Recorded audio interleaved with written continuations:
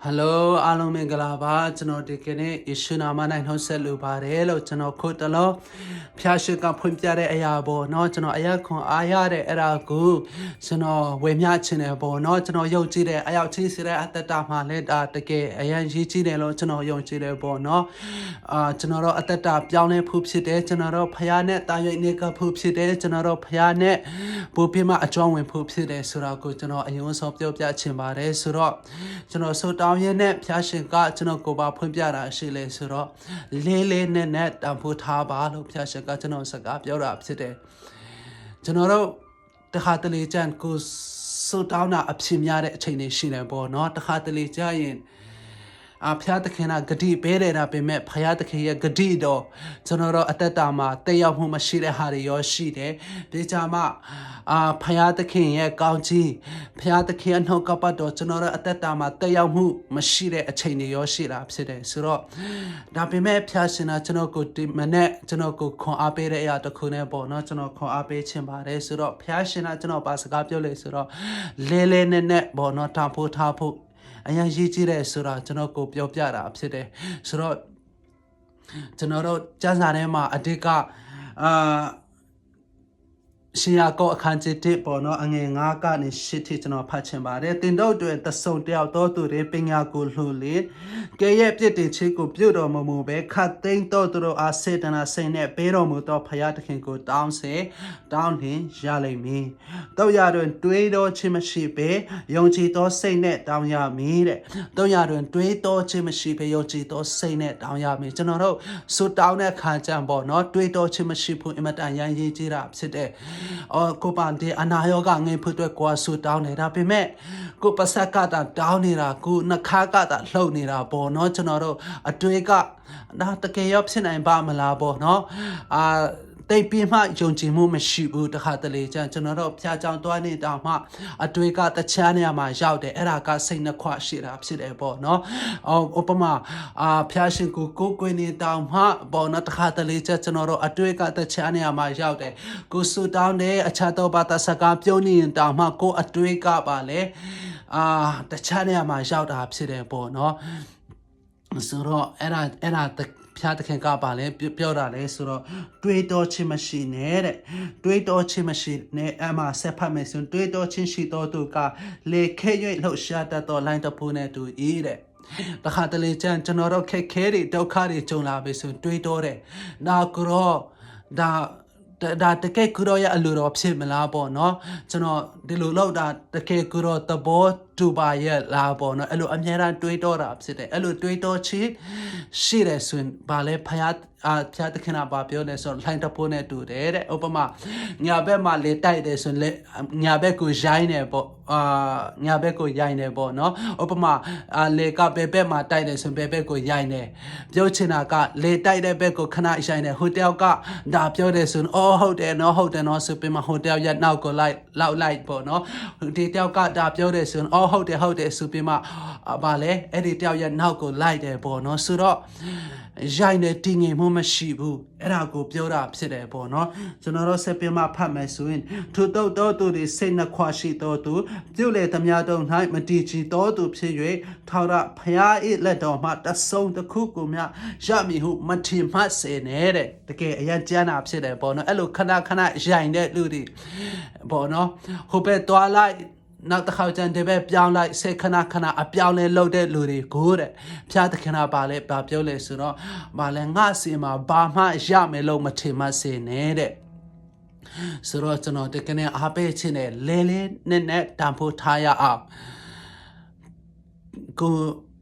လဲနဲ့တန်ဖိုးထားရအောင်ကိုစွတ်တောင်းတဲ့ဆိုရင်လဲနဲ့တန်ဖိုးထားတဲ့ဆိုရင်ဖျားတခင်ကတင်စွတ်တောင်းတဲ့အရာကိုလဲနဲ့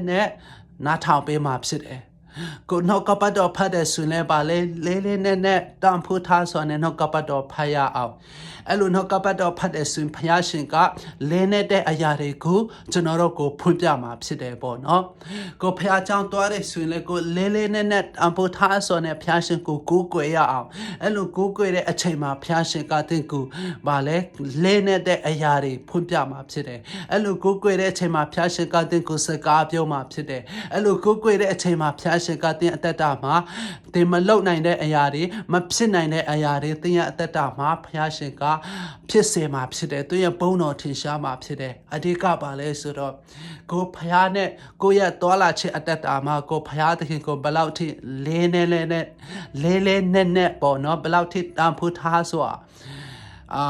ဆက်ဆံနေဆိုတဲ့အရာအရင်ရေးကြည့်တာဖြစ်တယ်ဖျားနဲ့ပတ်သက်လာပြီဆိုရင်ကျွန်တော်တို့ပို့တမနေရဘူးပေါ့နော်ဖျားနဲ့ပတ်သက်လာပြီဆိုရင်ကျွန်တော်တို့လေးနဲ့တန်ဖိုးထားရအောင်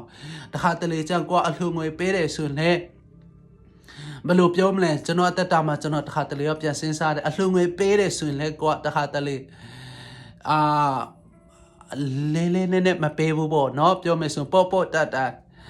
ကိုရပိုက်ဆံအိတ်ထဲကကိုပိုက်ဆံရှိတဲ့အထဲကပေါ့နော်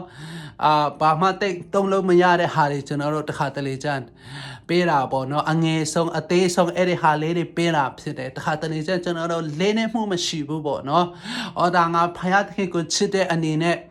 ငါဖယားသခင်ကိုယူတဲ့လေးစားတဲ့အနေနဲ့ဆိုပြီးမှကိုလေးနဲ့ပေးတယ်ဆိုရင်ဖယားသခင်ကတင်ပေးတဲ့အရာပေါ်မှာအစတရားမှာကောင်းချီးပြန်ပေးမှာဖြစ်တယ်ပေါ့နော်ဆိုတော့ကျွန်တော်တို့ကိုဖယားနဲ့တွာလာရေး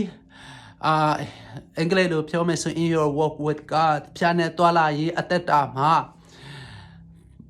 လေးနဲ့ဖယားနဲ့ပတ်သက်လာပြီဆိုကျွန်တော်တို့အဖို့ထားတယ်ဆိုရင်ဖယားသခင်ကကျွန်တော်တို့အသက်တာမှာလေးနဲ့ကောင်းချီးပေးမယ်ဆိုတော့ကိုကျွန်တော်အရန်ခွန်အားရတာဖြစ်တယ်ဆိုတော့ကျွန်တော်ခဏလေးဆုတောင်းခြင်းနေပေါ့နော်ဖယားရှင်ကိုရောကိုဂျေဇုတင်တယ်ကိုရောတကယ်နဲ့ကိုရောရှိမောက်မှာကျွန်တော်တို့လေးနဲ့ကိုရောကိုမကူးကွယ်တဲ့အရာတွေလေးနဲ့ကိုရောကိုမပေးကတဲ့အရာတွေကိုရောလေးနဲ့ကျွန်တော်တို့စုမတောင်းတဲ့အရာတွေစံစာမှာဖတ်တဲ့အရာတွေအတွက်ကိုရောရှိမောက်မှာကျွန်တော်တို့အပြစ်တွေဝင်ချတောင်းပန်ပါတယ်ကိုရောတကယ်ကျွန်တော်တို့အသက်တာထဲမှာကိုရောနဲ့ပူပေးမှလေးနဲ့ဆိုအကြောင်းဝင်နိုင်ဖို့အတွက်ကိုရောဖျားရှင်မဆာတော်မူပါကျွန်တော်တို့ရဲ့ခန္ဓာစိတ်ဝိညာဉ်ကိုရောကိုအမြဲတမ်းအာယုံဆိုင်နိုင်ဖို့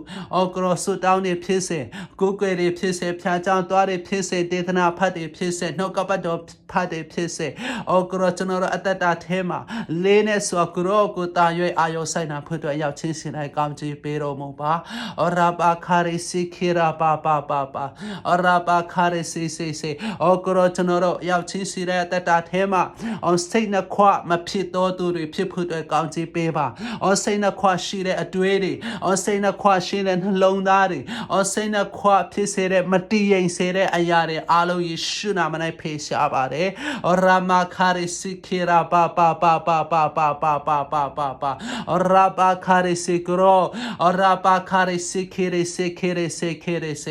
ရာဘာစိတ်နှခွဖြစ်စေတဲ့ကိုရောအရာတွေအားလုံးယေရှုနာမ၌ဖေရှားပါတယ်ကိုရောစကားပြောပြီးသားအရာကိုစိတ်နှခွဖြစ်စေအောင်ကိုရောဖြတ်နှောက်ရှက်တဲ့အရာရှိတယ်ဆိုပါကအဲ့ဒီအရာတွေအားလုံးယေရှုနာမ၌ဖေရှားပါတယ်ရာဘာခါရီစီခိရာပါကိုရောနဲ့တော်လာရဲ့အသက်တာထဲမှာကိုရောကျွန်တော်တို့အသက်တာမှာကိုရောတီချီတော်နှလုံးသားကိုရောလေးနဲ့စွာကိုရောနဲ့အမြဲတမ်းကူတော်လာနိုင်တော်သူတွေလေးနဲ့စွာကိုရောကိုအမြဲတမ်းကူးကွယ်နိုင်တော်သူတွေလေးနဲ့စွာနှုတ်ကပတ်တော်ဖတ်ရှုနိုင်တော်သူတွေလေးနဲ့စွာကိုရောကိုပေကနိုင်တော်သူတွေဖြစ်ဖို့အတွက်ကိုရောရောက်ချစ်စေတိုင်းကောင်းချီးပေးပါမင်းကြောင့်ယေရှုနာမ၌ဆက်ကဆုတောင်းကြပါ၏အာမင်